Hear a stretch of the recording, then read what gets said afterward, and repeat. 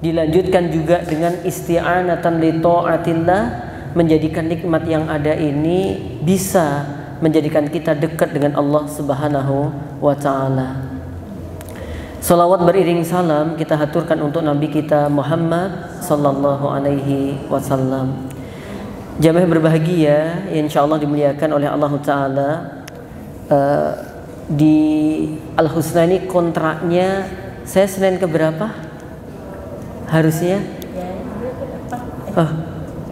ketiga ya. Ini keempat.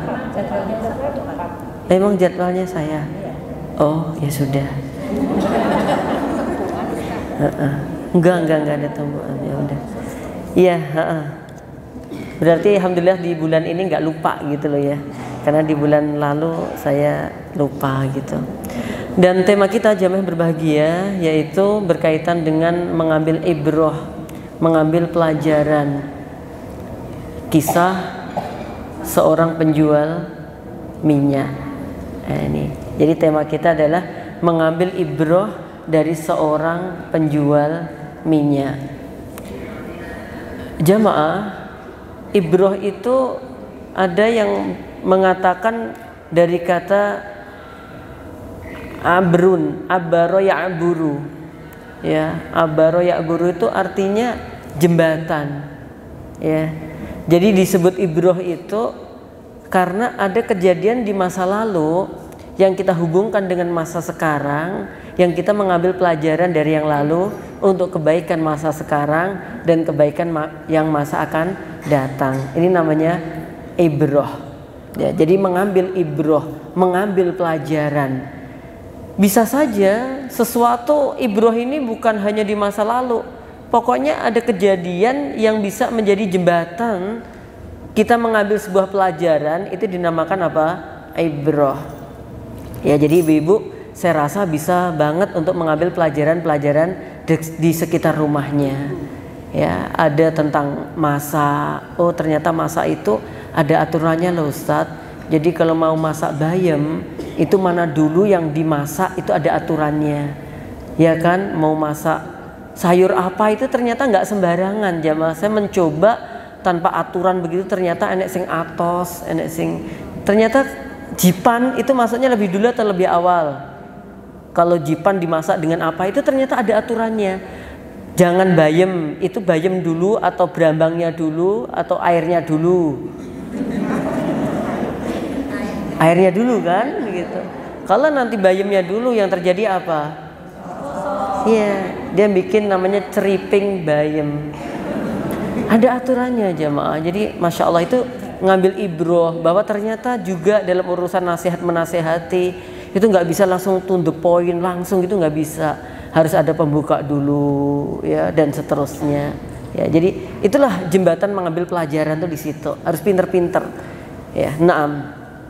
Jamaah berbahagia, kita kisahkan dulu kisah penjual minyak ya. Ibu-ibu ada yang jual minyak enggak? Ya. Oh, minyak goreng.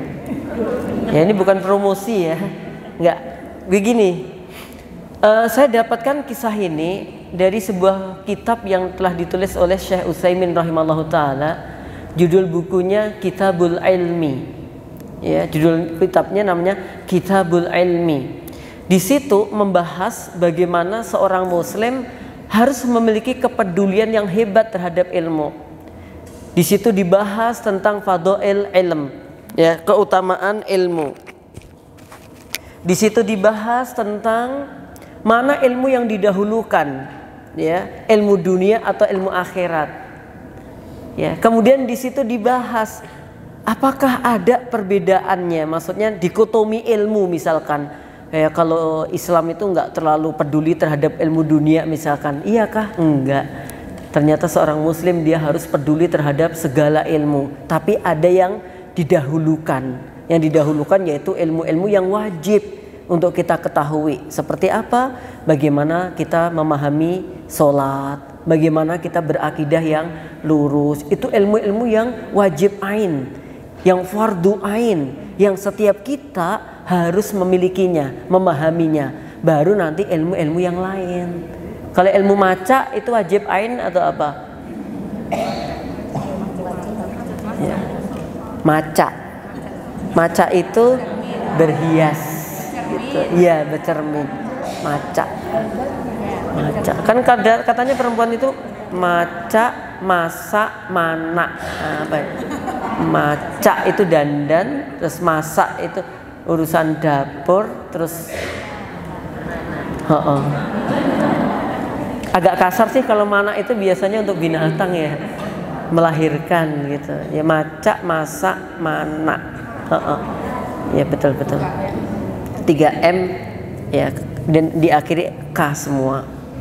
Nah di sini jamaah kisahnya begini.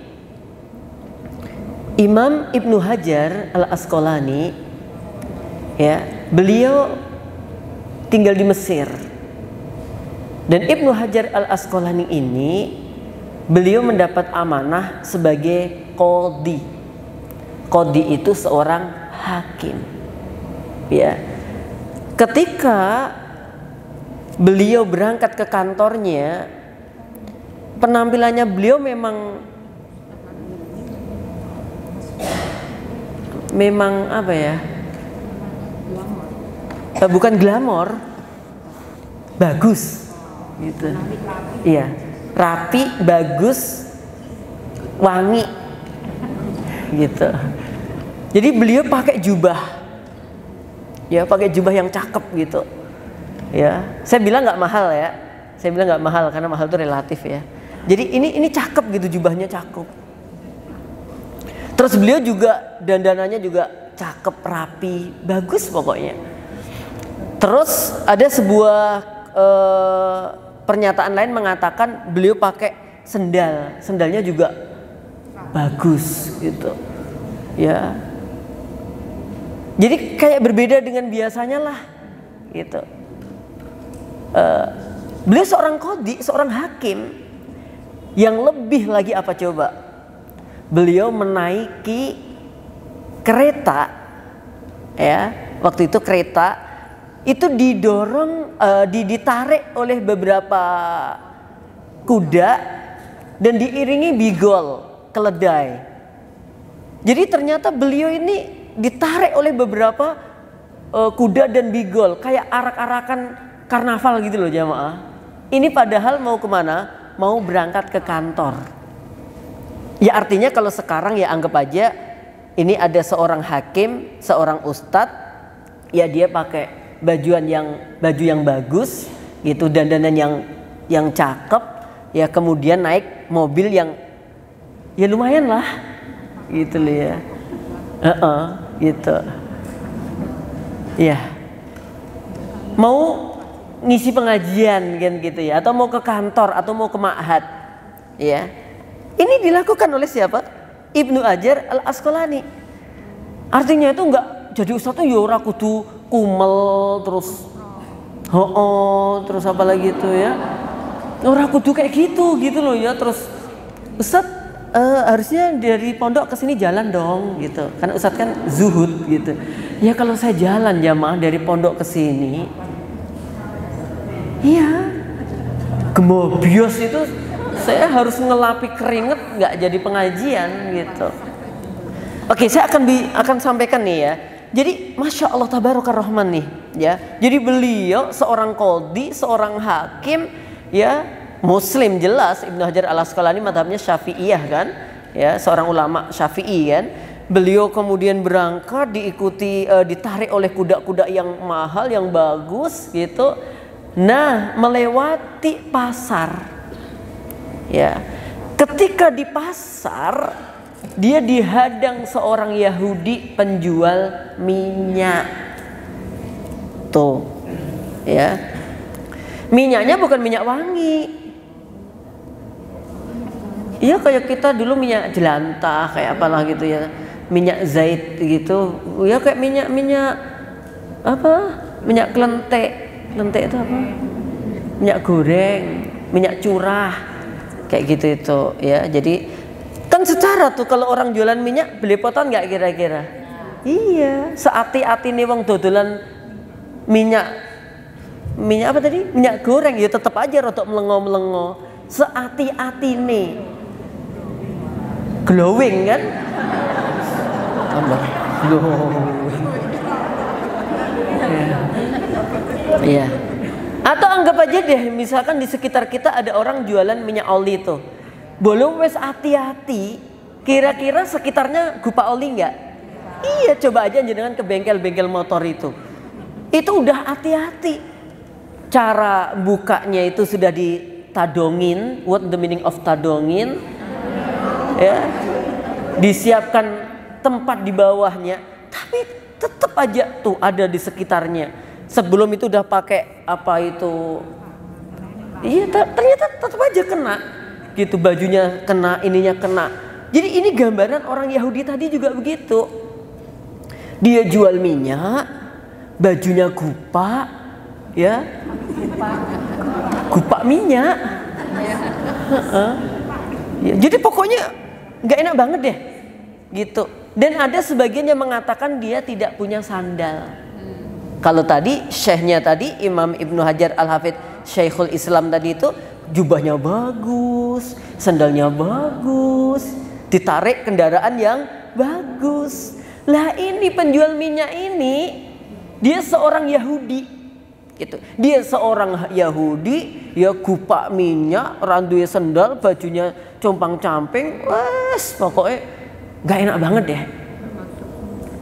Ngerti Imam Ibnu Hajar lewat kayak begitu, dia langsung datangin tuh salah satu dari kekangnya kuda, dipegang. Ya, dipegang. Intinya ingin ngeritik dan ingin menyampaikan ada sesuatu yang tidak sesuai antara hadis Nabi SAW dengan keadaan yang terjadi. Si Yahudi ini kemudian berkata, wahai qadhi, wahai hakim, nabimu pernah bersabda, ad-dunya sijnul mu'mini wa jannatul kafiri. Rawahu Muslim. Hadis ini dari Abu Hurairah. Ya, Abu Hurairah berkata, ya, Rasulullah SAW bersabda, ad-dunya sijnul mu'min. Dunia itu penjaranya orang beriman. Wa jannatul kafir, dan surganya orang kafir. Mohon maaf, ya, orang Yahudi pada waktu itu nyebut dirinya kafir, nggak malu, nggak apa-apa, nggak marah, gitu. Karena dia sadar bahwa dirinya apa? Kafir. Jadi nggak masalah, gitu loh. Jadi dia nggak masalah, nggak takut harus diganti non Muslim. Di sini nggak muncul kalimat itu. Pokoknya ya dia sadar bahwa yang dimaksud itulah dari dirinya, gitu tuh sadar gitu. Oke, jamaah yang berbahagia, coba nih. Apa yang dikatakan oleh beliau Imam Ibnu Hajar ketika ada seorang Yahudi yang kemudian dia memegang tali dari kudanya seraya berkata bahwa nabimu bersabda ini dan itu, bahwa dunia itu penjaranya orang beriman dan surganya orang kafir. Yang ingin disampaikan oleh orang Yahudi ini, kamu itu loh di penjara kok, bajunya bagus, sandalnya bagus, ya, peraupan wajahnya bagus. Apalagi memang gambaran Ibnu Hajar Al Asqalani orangnya gede dhuwur, jamaah, putih gitu, ya. Ibnu Hajar itu begitu. Lihat aja di sirahnya beliau. Jadi orangnya gede dhuwur, putih, terus berwibawa banget deh. Itu sosoknya beliau kayak begitu. Udah secara posturnya begitu, ditambah dengan pakaian dan kendaraan yang begitu. Tambah gimana kira-kira? Ya kan? Pantas banget kan? Yang menjadikan pantas lagi adalah beliau seorang mukmin muslim yang bertakwa. Tuh. Oke jamaah. Nah, si Yahudi kemudian ngeritik, nabimu tuh bersabda begini loh. Katanya orang mukmin itu di dunia di penjara. Lah kok kamu enak banget di penjara dengan begitu? Dan kata nabimu bahwa dunia itu surganya orang kafir. Lah aku iki loh. Paham nggak? Katanya aku lah kok compang-camping, gupak minyak. Masuk kayak gini sih? Jamaah, beliau nggak marah. Imam Ibnu Hajar Al-Asqalani nggak marah. Dia jawab dengan enak. Bahkan ada sebagian dalam penjelasan yang lain, dia dikatakan dengan senyum, tenang, dia jawab baik-baik. Dia jawab, aku lebih ngerti terhadap apa yang dimaksud dengan hadis ini. Ya, aku lebih ngerti karena yang dimaksud ini, kata Imam Ibnu Hajar Al-Asqalani, sebahagia-bahagianya orang beriman di dunia itu kalau dibanding dengan akhirat masih di penjara, masih seperti di penjara. Sekaya-kayanya orang beriman di dunia kalau dibanding dengan akhirat masih seperti di penjara. Senikmat-nikmatnya makan orang beriman di dunia, jika dibandingkan dengan akhirat masih seperti di penjara. Apalagi? Pokoknya yang yang baik-baik kayak begitu. Ya, senikmat-nikmat, sebahagia-bahagia, seseneng-seneng, seindah-indahnya. Pokoknya yang terbaik apa bagi orang beriman ketika di dunia itu masih dianggap di penjara dibanding dengan kenikmatan akhirat. Nanti kita jelasin deh apa maksudnya. Habis itu beliau Imam Ibnu Hajar Al-Asqalani juga berkata, dan mohon maaf ya, sengsara ya, sengsaranya orang kafir di dunia jika dibandingkan dengan akhirat masih seperti surga.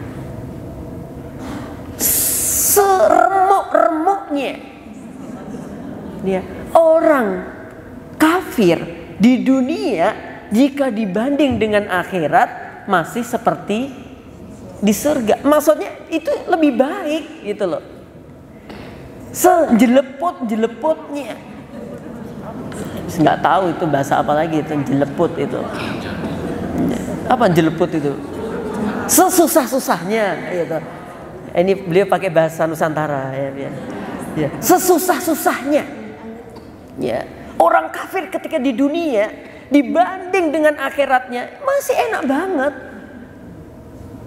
Akhirnya Yahudi tadi untuk gemetar gitu. Jadi saya kayak begini nih, nanti di akhirat lebih parah. Oh iya jelas.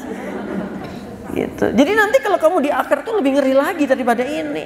Dan aku sebagai mukmin muslim besok di akhirat ini tuh masih terpenjara. Nanti kata terpenjara kita lihat bagaimana penjelasan Imam Muslim insyaallah. Iya. Jadi saya masih terpenjara. Habis itu jamaah berbahagia, apa yang terjadi? Fa aslama. Akhirnya orang Yahudi tadi masuk Islam. Tabarakar Rahman. Ya, akhirnya dia masuk Islam. Kenapa? Karena takut. Sekarang aja udah sengsara, bagaimana besok di akhirat? Dia ngeri. Akhirnya dia masuk Islam. Dalam keterangan yang lain, kemudian Imam Ibnu Hajar Al-Asqalani memeluknya. Dan dia jadikan bahwa dia adalah sahabatnya. Sahabat dunia dan sahabat akhirat. Insya Allah. Jamaah berbahagia yang insya Allah dimuliakan oleh Allah Ta'ala. Oke, kita lihat bagaimana penjelasan Imam Nawawi rahimallahu ta'ala ketika mensyarahi hadis ini. Beliau katakan bahwa mukmin di dunia itu seperti di penjara. Artinya seorang mukmin ketika di dunia dia harus mengikuti aturan-aturan syariat yang ada. Dia tidak boleh melanggar aturan. Ada hal-hal yang diinginkan oleh nafsunya, tapi dia harus meninggalkan karena Allah Subhanahu wa taala. Sedangkan mohon maaf, mereka mungkin melakukan itu sesuka mereka, kayak nggak ada larangan, kayak nggak ada aturan. Sedangkan orang muslim ini ada batasan-batasannya secara syariatnya. Contohnya kita ada syariat puasa. Kayak pas puasa itu biasanya pas makman enak-enak. Ya, pas musim apa gitu, qadarullah pas puasa. Ya, apalagi puasa itu saum itu siam itu di bulan Ramadan. Ramadan itu artinya panas, romdo. Kalau bukan panas secara musimnya, yaitu panas secara usaha menahan dirinya. Jamaah, kemudian dia harus menahan nafsunya. Bapak-bapak, misalkan bapak-bapak mampu untuk melakukan poligami, misalkan ya, misalkan aja udah dipilih. Misalkan boleh maksimal berapa Pak? 4. Ya kan? Maksimal 4. Ya, ketika di surga berapa? Banyak banget. Maka wahai ibu-ibu, please deh jangan marahin suamimu. Jangan marahi pasanganmu. Ingat kan bahwa kalau ada suami dimarahi sama istri, yang cemburu siapa? Bidadari. Bidadari cemburu. Kamu apain sih itu? Dia tuh udah melakukan begitu masih kamu marahi terus. Tite nonoh ya. Gitu ya, ibaratnya gitulah ya, nek basa ngawine gitu. Oke ya, tite nonoh, dia tuh hanya nunggu aja. Nanti kalau berpisah denganmu, kami yang akan menyambutnya. Kayak gitu. Jadi jangan suka marahin suami. Bapak-bapak nggak pernah dimarahin kan Pak? Kok yang jawab ibu? Iya, nggak pernah. Alhamdulillah bapaknya menyembunyikan aib.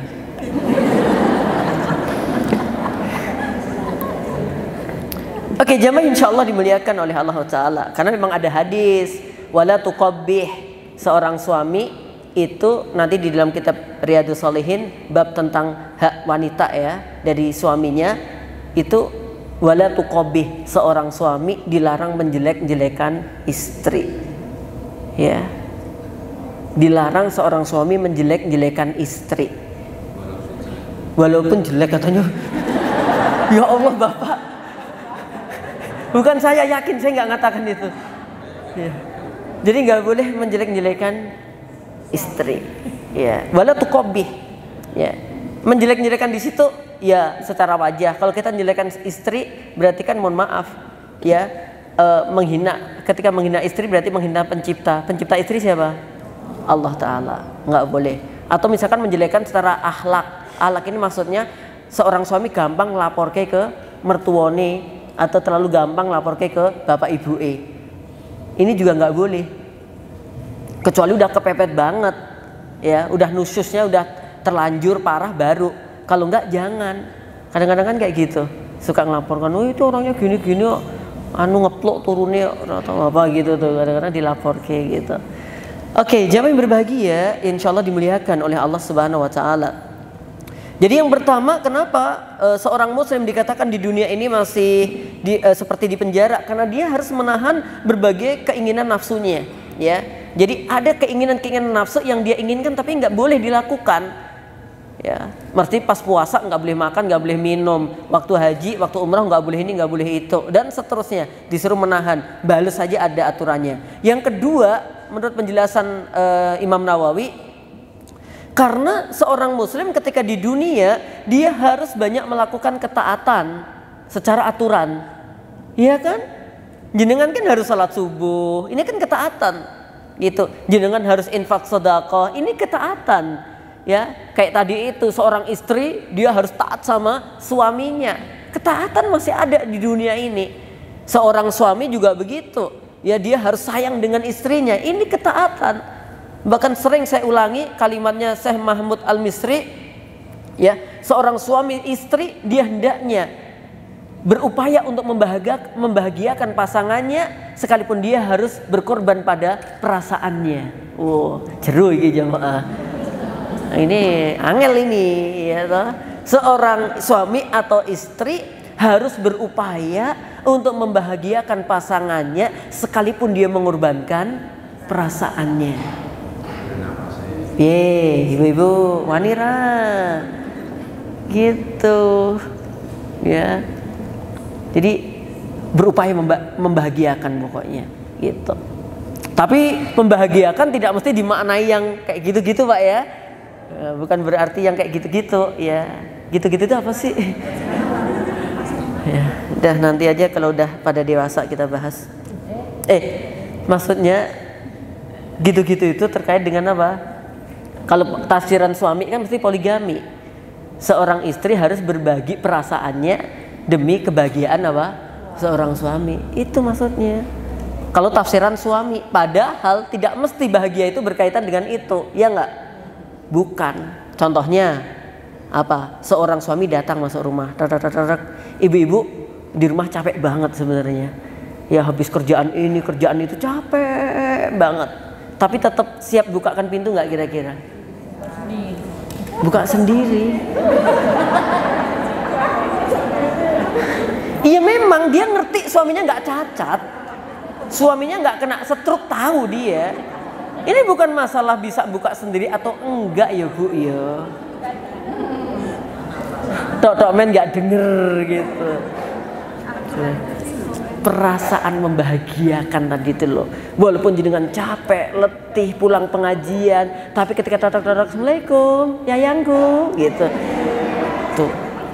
Jadi langsung tuh, oh ya Allah suamiku datang, jenengan langsung dengan sigapnya untuk membukakan, walaupun capek mikirkan SPP anak, capek habis ini, tapi tetap berupaya untuk merekahkan mukanya, suamiku, begitu loh ya. Jadi, nah gitu bebek ya. Oke, kita lanjutkan jamaah. Kemudian penjelasan masih tentang hadis ad-dunya sijnul mu'min wa jannatul kafir adalah karena memang istirahat terindah bagi seorang mukmin adalah ketika dia sudah di dalam jannah. Ya, istirahat terindah bagi seorang mukmin adalah saat dia berada di jannah. Iya, surga. Itu istirahatnya yang terbaik tuh di situ. Selama di dunia jenengan nggak mungkin bisa istirahat nyaman. Malam itu pun memohon kepada Allah supaya bisa tidur, ya Allah tidurkan hambamu ini ya Allah. Coba aja doanya, bismikallahumma amutu wa ahya. Minta dimatikan sejenak, orang mikir masalah ya kan? Nggak mikir perkara. Karena kalau nanti masih mikir, berarti dia masih belum bisa tidur. Gitu.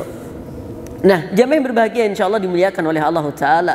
Kemudian kita lihat di sini ya, dijelaskan juga tentang hadis berkaitan akhirat.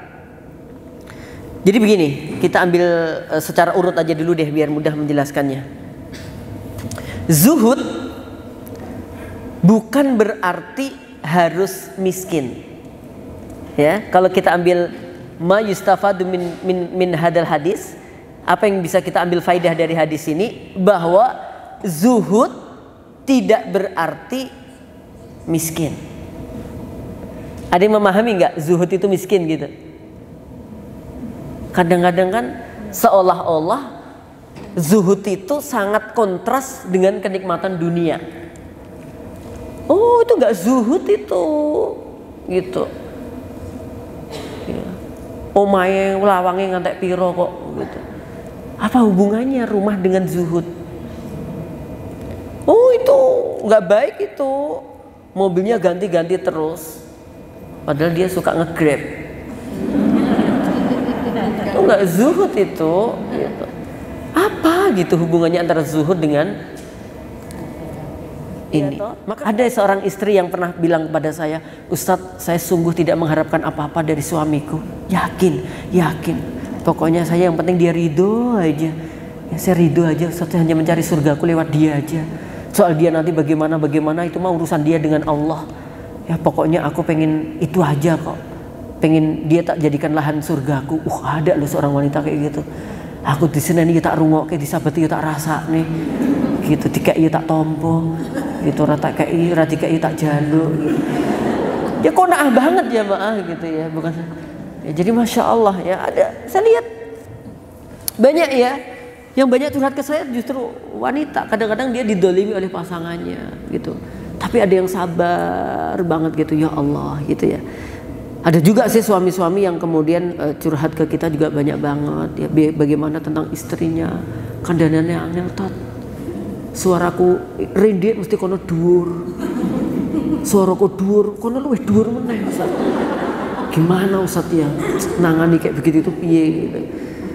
Ya, jadi ya saya hanya bisa jawab sabar, yang penting dia sholat toh. Iya Ustaz, kalau sholat dia rajin Ustaz, tapi loh Ustaz lagi bar sholat assalamualaikum assalamualaikum langsung getak meneh loh tadi. Ya Allah Ustaz ya sabar gitu. Alhamdulillah dia masih sholat, itu era sholat lebih bukan mau getak meneh, saya bilang nekak, saya bilang itu. Alhamdulillah dia itu nekaknya masih dikendalikan oleh apa? Sholat, sehingga dia nggak jadi nekak, paling masih kayak gitu mencak-mencak itu nggak apa-apa gitu, sabar aja gitu. Itu jamaah yang berbahagia ya. Kemudian berikutnya yang ke-6, apa yang kita ambil hikmah dari ini? Fas'alu ahlad dzikri in kuntum la ta'lamun. Bertanyalah kamu kepada ahlul ilmi jika kamu tidak memahami sesuatu. Ya, jenengan punya para ulama, jenengan punya para ustadz, silahkan bertanya kepada beliau-beliau tentang hal-hal yang jenengan tidak paham dalam urusan agama ini. Ya. Kalau yang jawab nanti orang yang nggak ngerti, khawatir jawabannya sesuai dengan nafsunya atau dia ngawur dari menjawabnya. Ya. Maka bertanya kepada ahlul ilmi, karena dengan penjelasan ahlul ilmi itu akan membuat kita lurus dalam bersikap. Ya, ya kayak sederhana aja, biasa kan kita ditanya Ustadz lah kalau kita dapat salam dari orang yang beda keyakinan apa yang harus kita jawab? Itu kan kadang-kadang nggak gampang kan gitu. Ya kalau kita lihat di sana Nabi mengatakan waalaikum, jawab aja waalaikum gitu. Lo nggak pakai salam Ustaz? Ya jawabnya memang begitu, waalaikum gitu. Nah kenapa Ustaz? Jelaskan. Ulama menjelaskan ini. Jadi penjelasan begini nih jamaah, kita nggak ngawur, nggak dari kita. Ini berdasarkan ulama ini dari ini gitu, nyambung terus. Jadi kita tidak boleh kemudian ngawur-ngawur jawabannya. Kayak dulu pernah tak sampaikan toh. Ya ada seorang tanya kepada kakak kelasnya hukum saren apa, kemudian dia jawab relatif. Coba kalau di ma'am muntah berarti haram, kalau di ma'am enak berarti halal. Ini kan jawaban yang ngawur jemaah. Saren tahu nggak saren? Ya darah. Ketika ditanya apa hukum saren, jelas haramallah alaikumul maitata waddama walahmal khinzir, jelas banget bahwa Allah mengharamkan untuk kalian yaitu lahmal khinzir ya, itu kemudian diawali dengan apa? Maitata, bangke, kemudian apa? Dama, darah. Kan yang darah itu darah darah mentah, nek matang kan beda tat. Jari sopo? Nek mentai haram, matangnya tetap haram. Misalkan pelem colongan ya toh, nyolongnya pas mentah. Halal apa haram? Dimbu terus mateng, halal apa haram? Ya tetap haram. Jadi bukan nek mentah haram, nek mateng terus halal, nggak ada dari kayak begitu. Ya, maka di sini penting banget. Maka orang Yahudi ini masya Allah kan ya, dia bertanya benar-benar kepada ahlul ilmi, yaitu qadi, ya seorang hakim, al-hafidz Syekhul Islam ya Ibnu Hajar al-Asqalani yang telah menulis kitab Fathul Bari. Jamaah berbahagia yang insya Allah dimuliakan oleh Allah Tabaraka wa Ta'ala.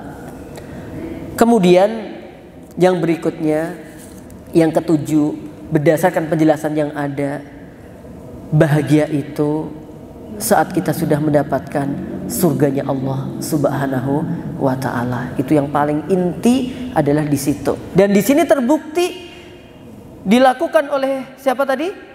Seorang Yahudi. Karena dia ingin mendapatkan bahagia yang sesungguhnya, bukan hanya yaitu surga dunia. Dia takut kalau kemudian di akhirat mendapatkan neraka, dia pilih apa? Masuk Islam. Ya, dia pilih untuk bersyahadat. Dan kita alhamdulillah semuanya sudah bersyahadat. Bahkan kita mengulangi ulang-ulang terus syahadat kita. Jaddidu imanakum bila ilaha illallah. Terus perbaiki, terus perbaharui, yaitu syahadatmu, imanmu dengan la ilaha illallah. Kita sudah di jalan yang benar jamaah. Ya, tapi kita harus pupuk terus kebenaran ini supaya kita lebih baik lagi. Walaupun kita sudah beriman, tapi jangan juga kemudian kita tergoda kenikmatan-kenikmatan dunia yang mereka disebut sebagai min abna'id dunya, anak-anak dunia. Tapi jadilah kita sebagai min abna'il akhirah, sebagai anak-anak generasi akhirat. Apa maksudnya?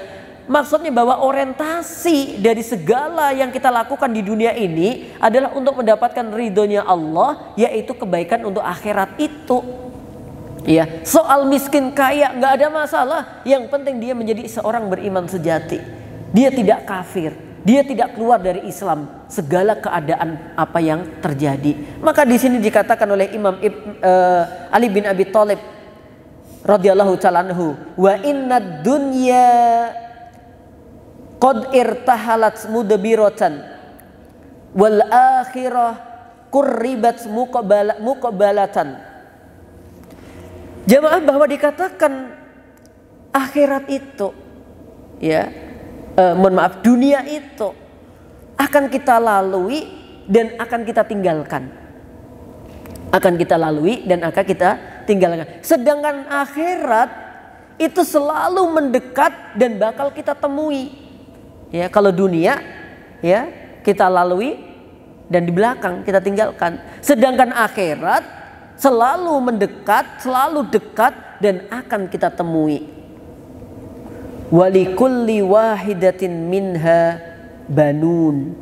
Dan dunia dan di akhirat itu semuanya ada anak-anaknya, ada pecinta-pecintanya, ya, ada pemuja-pemujanya, pencari-pencarinya. Fakunu min abna'il akhirati. Maka oleh karena itu jadilah kalian sebagai anak-anak akhirat, generasi-generasi akhirat yang setiap tingkah laku kita ini kita pikirkan ada baiknya enggak untuk akhirat. Kalau enggak usah. Ya, jadi kita cari adalah akhirat, kebaikan. Wala takunu min abna'id dunya, dan jangan kalian menjadi anak-anak dunia. Yang artinya bahwa semua orientasinya itu tolak ukurnya hanya kenikmatan dunia saja. Fa innal yauma amalun wala hisabun.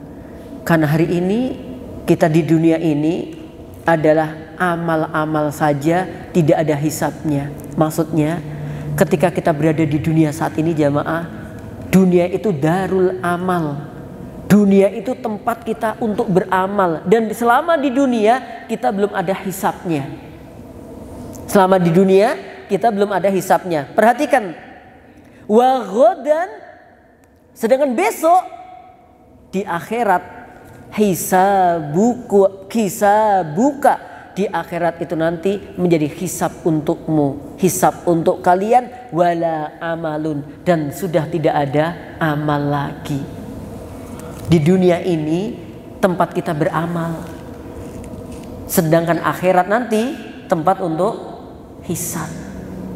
Kalau kita di dunia beramal, ini belum ada hisabnya. Artinya kalau sekarang kita jelek, kita tutup untuk baik menjadi baik. Masih bisa ditutupi, masih bisa diubah-ubah. Tapi kalau sudah akhirat nanti teman-teman, jamaah yang berbahagia, di sana nanti adalah darul hisab, waktu untuk hisab wala amal, dan sudah tidak ada lagi waktu untuk beramal. Oke, jamaah yang berbahagia yang insya Allah dimuliakan oleh Allah Subhanahu Wa Taala. Maka baru saja kita ikuti bersama, ya, bagaimana kisah-kisah ini, dan ini harusnya menginspirasi kita semuanya, yaitu tentang kaidah-kaidah zuhud, kaidah-kaidah kita bermuamalah, kaidah-kaidah ketika kita bersama masyarakat, dan orientasikan bahwa kehidupan kita ini untuk mencari kebaikan akhirat, bukan untuk mendapatkan meraih kenikmatan dunia.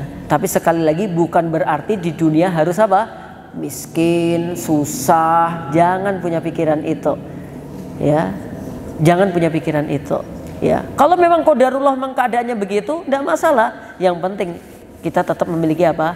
Iman. Karena sesungguhnya innal ghina ginaun nafsi. Sesungguhnya kaya itu kaya hati. Masya Allah. Oke, saya kembalikan ke pembawa acara.